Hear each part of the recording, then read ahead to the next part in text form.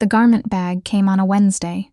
I remember because Wednesday was when Thatcher held his standing call with the Portland team, which meant the executive floor went unusually quiet.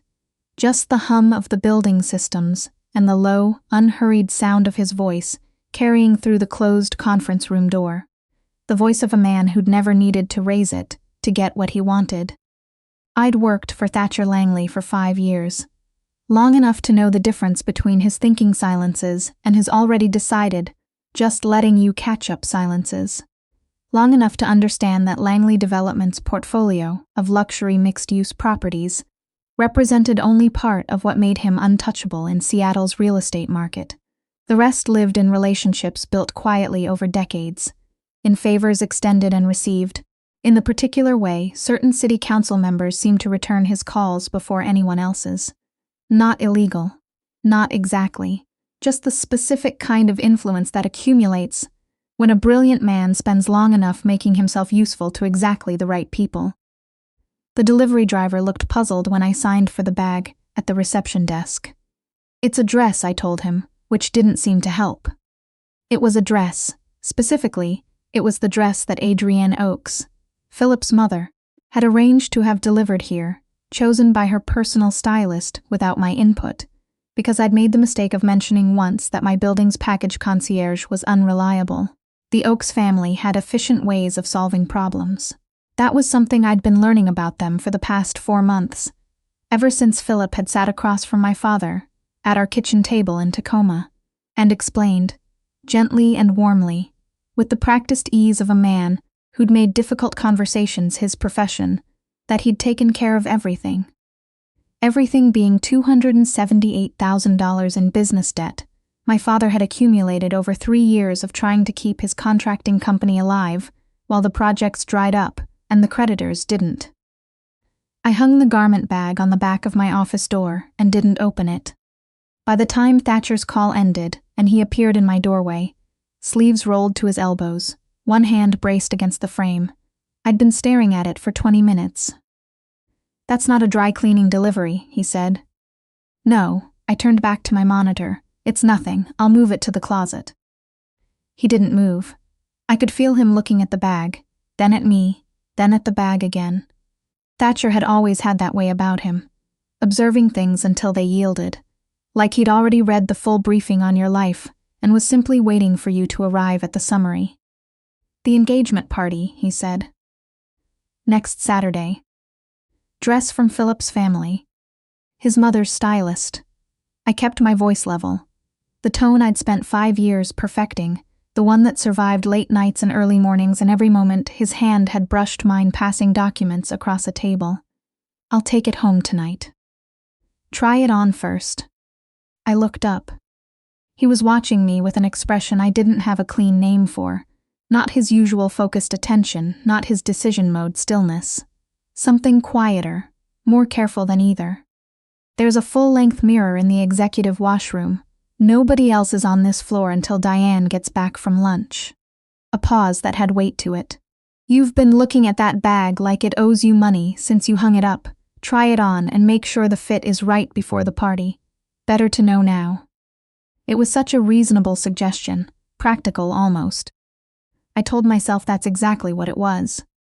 The dress was floor-length, deep burgundy, made of fabric that moved like water, and probably cost more than 2 months of my rent. Adrienne had excellent taste, which somehow made everything worse. I couldn't even dislike the dress on its own terms.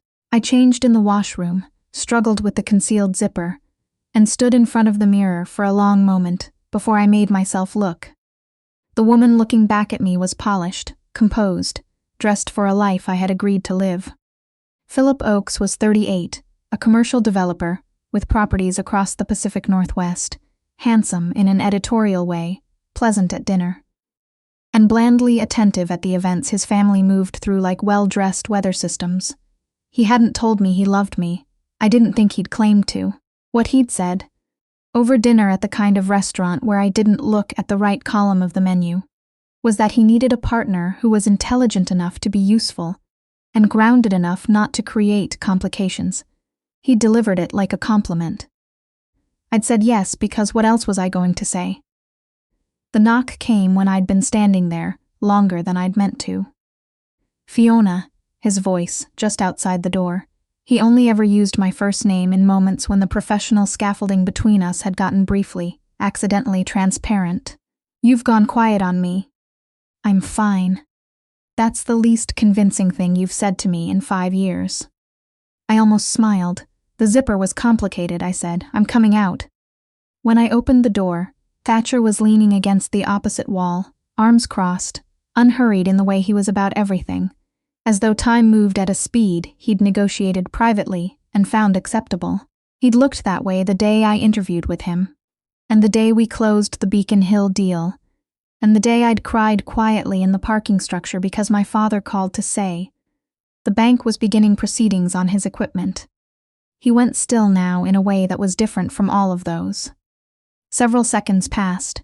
He didn't speak, just looked at me with a focus that made the air between us feel thinner than it had a moment ago. "Does it look all right?" I asked.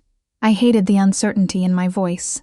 Not the voice I'd built over 5 years in his orbit, but something less armored than that. I know it isn't really my style, but... "Don't go to that party." The words fell between us, like something dropped from a height. "I'm sorry." Thatcher's jaw was set in the specific way it got when he'd made a decision and was bracing for the argument that followed it. The engagement party. Don't go. Thatcher. Don't marry Philip Oakes. His voice stayed even, but something rougher moved underneath it. Don't marry someone because your father needed help and Philip happened to have a checkbook. You deserve better than being someone's strategic acquisition. The floor felt slightly unsteady. You don't know what. I know exactly what the situation is. He pushed off from the wall, not coming closer, just shifting, like he needed to do something with whatever was building in him, and had decided against everything except this. I know about the contracting debt. I know the timeline of when Philip came to your family with his offer. I know what terms your father signed. That's my family's private. Fiona. The way he said my name pulled something loose in my chest. I should have said something sooner. I didn't because I told myself I was respecting your choices. I'm not sure that silence was actually respect. I looked down at the burgundy dress. At the fabric Adrian Oakes had chosen because it photographed well at evening events. I chose this, I said. My father couldn't. Your father couldn't pay a debt that was already cleared. I looked up. Thatcher's expression was something I didn't know how to read. Not regret exactly. Something with more layers than that. 6 weeks before Philip came to your father's house, I restructured a development partnership that included a quiet settlement of several outstanding business accounts through a county program. One of those accounts was held by your father's primary creditor. His eyes held mine. The debt was forgiven before Philip Oakes ever wrote a single check. The words took a moment to fully arrange into meaning. That's not possible. Philip's legal team verified. The original account balances, yes. Nobody told them to look for a settlement that had already been processed through an intermediary, because it wasn't their job to look for what wasn't there. His voice was even. Careful. Philip knew the debt was likely to be resolved. He moved fast, specifically, because he needed the leverage while it still looked intact. The hallway was very quiet. I went back into the washroom, changed, moved methodically, careful with the zipper, careful with the fabric, and hung the garment bag back on its hook. When I came out, Thatcher was in his office, standing at the window instead of behind his desk. The gray Seattle skyline sat behind him like a backdrop he'd arranged for this specific moment. You knew, I said from the doorway. I learned the connection about 3 weeks after you told me you were engaged. He didn't turn around. By then you'd already said yes. Your mother was already planning. I convinced myself you'd made the choice freely, that maybe Philip could offer you things He stopped. That it wasn't my place to interfere. You cleared my father's debt, and then watched me agree to marry someone over a problem that didn't exist. He turned then. I didn't clear it for you. It was part of a deal I was structuring regardless, and I saw an opportunity to fold it into the terms quietly. I didn't tell you because I didn't want you to feel like I'd purchased any right to anything. I didn't want. He stopped again. What? I didn't want you to feel obligated to me." He held my gaze. "That's not why I did it." I walked into his office, dropped into the chair across from his desk the way I had 1,000 times, which was the only way I could do it. The muscle memory of ordinary Tuesday afternoons carrying me into a conversation that was anything but. "Then why are you telling me now?" The silence lasted long enough to count. "Because you were standing in that hallway in a dress someone else chose for you," he said finally, "and looking at you," he exhaled. "I've spent 5 years being appropriate. I have exactly one rule I don't break, and it's that I don't put pressure on the people who work closely with me. I kept it because it was the right thing to do. Because you were 24 when you came in for that interview, and I was already 39, and the whole situation was..." He shook his head. "I kept the rule, but I can't watch you walk into something built on manipulation without saying something, even if it doesn't change anything." I sat with that. "Why didn't you ever?" "Because you worked for me." His eyes were steady on mine. "There's a power in that arrangement that makes everything else ethically complicated. You needed this job. I knew that. Anything I said would have been pressure whether I meant it as pressure or not. So I stayed quiet. For 5 years. Yes. And now you're not." "No." I stood. "I need to go talk to Philip." He nodded once, didn't argue, didn't offer to come. I noticed that too. Philip's office was in the Cascade Tower, 27th floor, with a view that announced its own importance. His assistant showed me in without an appointment, which told me something about the standing I'd acquired by agreeing to be in Oaks. He was finishing a call when I walked in. He held up one finger, just one moment, and wrapped it in 40 seconds flat, faster than he would have for almost anyone. "Fiona." His smile came easily, as it always did. "Good timing. I wanted to circle back on the photographer situation before. When did you find out my father's debt was already settled, before you made your offer?"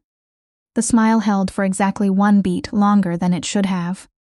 "I don't know what you're..." "The settlement. 6 weeks before you came to our house. I kept my voice even. I'd learned from an excellent teacher. You verified the original account balances. You didn't look for whether they'd been resolved. When did you figure it out?" Philip leaned back. The warmth in his expression shifted, not disappearing, just becoming something more honest, which was worse in its own way. "About 2 weeks after I made the offer," he said. "My attorney flagged it during routine due diligence." "And you said nothing?" The offer still stood. The situation remained. The leverage didn't exist. He tilted his head. "Fiona, I chose you before I knew about any of that. The debt was a useful way to frame the conversation so that my father thought he owed you his daughter." The hardness in my voice surprised me. "So that I believed my family would fall apart if I said no." "I made your family financially stable. You solved a problem that was already solved, and let us believe it was your generosity." I set my hand flat on the edge of his desk. "Send me whatever documentation you need. I'm ending this." I slid the ring off my finger and placed it on the glass surface. The sound it made was smaller than I expected, something that large, landing so quietly. He looked at it, then at me. The cordiality thinned to the architecture underneath. "The terms your father signed include provisions for..." "Send the documentation," I said. "I'll review it." "Fiona, my family has relationships with every major developer in the Pacific Northwest. If you walk out of this..." Then I walk out. I picked up my bag. I've been in this industry long enough to know what actually matters in it. I'm comfortable with my standing. In the elevator going down, I noticed my hands weren't shaking. I'd thought they would be. Thatcher was still at his desk when I got back. 8 o'clock. Neither of us had ever been especially good at leaving before we were done. "It's finished," I said from his doorway. Something moved in his face. "He might make noise for a little while. I'm not worried about it." I stayed in the doorway. "What I need to know is whether I spent 5 years imagining something. Because if I did, I would genuinely like to know that now, before." "You didn't imagine it." I exhaled slowly. "I've been very deliberate about not acting on it," he said. "I'm considerably less good at pretending it isn't there." I crossed the office and sat down on the edge of his conference table. Not in a chair, just on the table itself, which I'd never done before. A small flag planted in new ground. I need some time. Of course. I just ended a 4-month engagement. I want to think clearly before I do anything else. That's more than reasonable. He was watching me the way he always had. Complete attention, nothing performed about it. Fiona, whatever you decide, the promotion I've been overdue to give you is yours regardless. You've been doing the work of a senior director for 2 years. That has nothing to do with any of this. I know, I said quietly. That's part of what makes it complicated. It would be easier if you weren't. I looked for the right word. If I weren't what? So precisely like yourself. The corner of his mouth moved. Not quite a smile, but near one. I can try to be more frustrating. Please don't, I slid off the table. 2 weeks, give me 2 weeks. Take whatever you need. At the door I stopped. Thatcher, when did you know? Not that you had feelings. I believe that. When did you know it was more than just? I tried to find the phrasing. More than finding me professionally valuable. He was quiet long enough that I thought he might let it go unanswered. Then, about 8 months in, you stayed until 10:30 helping me rebuild the Mercer Street proposal after the original financing fell through. Somewhere around 9 o'clock you fell asleep, sitting up at the table with a pen still in your hand. I took notes for both of us for the next 40 minutes, and I remember thinking. He paused. What? That if I could sit in a room with you, while you were asleep and feel more at peace than I'd felt in years. That was probably information I should take seriously. I left without answering. There wasn't anything that would have fit. 2 weeks later, I walked into his office on a Monday morning with coffee for both of us, set his on the desk, and sat down across from him. Hi, I said. Hi. I thought about it. I know, I've been very focused on work for 2 weeks. I noticed. I held my cup in both hands. Here's where I landed. I'm not in a rush. I don't want to go from one thing directly into another just because the first one fell apart. But I've also been managing how I feel about this for a long time, and I'm done managing it. I met his eyes. So, dinner. Somewhere that isn't this office. We talk. We find out what we actually are when we're not being appropriate on the 32nd floor. Something that had been held carefully in place behind his expression released. Friday, he said. There's a place in Eastlake. Quiet, good food. I've been meaning to take you there for about 3 years. 3 years. The occasion never quite presented itself. I raised an eyebrow. You had an occasion in mind. I had several occasions in mind. His voice was dry, but underneath the dryness was something that wasn't dry at all. 3 years feels like a conservative admission compared to the full accounting. I stood up.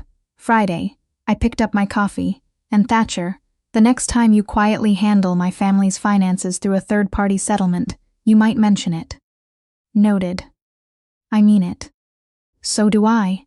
The corner of his mouth curved. It won't happen again, primarily because your family's finances are now in excellent shape. I was already walking toward the door, smiling in a way I didn't entirely try to stop. It would be neat to say everything fell easily into place after that. It didn't, entirely. There was the adjustment period at work, colleagues recalibrating to a new reality that I met with straightforward professionalism, and Thatcher met with a complete absence of apology that somehow made it easier. There was my mother's complicated response, which moved through wariness and protectiveness, before settling into something cautiously warm after 3 Sunday dinners, during which Thatcher listened to my father talk about his rebuilt business with the kind of genuine interest that can't be performed convincingly. There was Philip, who made professional noise for about 2 weeks before going quiet, in a way that suggested certain conversations had taken place on my behalf. Conversations I chose not to ask too many questions about, because I'd learned which questions to ask and which to let alone. 6 months later, on an ordinary Tuesday evening, Thatcher came home from a difficult day, to find me in his kitchen attempting a pie recipe his grandmother had apparently left written on a yellowed index card. The crust is wrong, I said before he could say anything. I already know. I overworked it. It'll taste fine. He came in and stood behind me, close but not touching, still careful about the distance even now, which I'd come to understand was just the shape of him, the care he'd always taken with things that mattered. Fiona. I want to show you something. He set a small box on the counter beside the mixing bowl. Navy blue velvet, nothing extravagant. I bought this about 4 months before you told me you were engaged. I put it away when I thought I'd missed my chance. A pause. I couldn't quite make myself get rid of it. I turned around and looked at the box without opening it yet. 4 months before. Yes. So you were. I was working up to it. His voice was steady. I'd planned to take you to dinner. I had a whole argument prepared about the professional dynamics and why I'd thought carefully enough about it to believe that what I was feeling was something I should stop keeping to myself. He looked at the box rather than at me. And then your father's situation became critical, and everything moved fast, and I told myself I'd waited too long. I opened the box. Inside was a ring, understated, a slender gold band with a single dark stone that caught the kitchen light in exactly the way I would have chosen for myself if anyone had ever thought to ask. Which was the point, which had always been the point with him. Thatcher. It's not a demand, he said quickly. You don't have to. It's a little bit a demand. Only if you want it to be. I want it to be. I looked up at him, at this man who had kept a ring for over a year, who had cleared a debt without mentioning it, who had spent 40 minutes taking notes beside me while I slept because he was too decent to let himself admit the real reason he hadn't left. Yes. The exhale he let out was the most unguarded thing I'd ever heard from him. The crust will be fine, he said. Stop managing me. I know, he agreed, and finally closed the distance. Never again.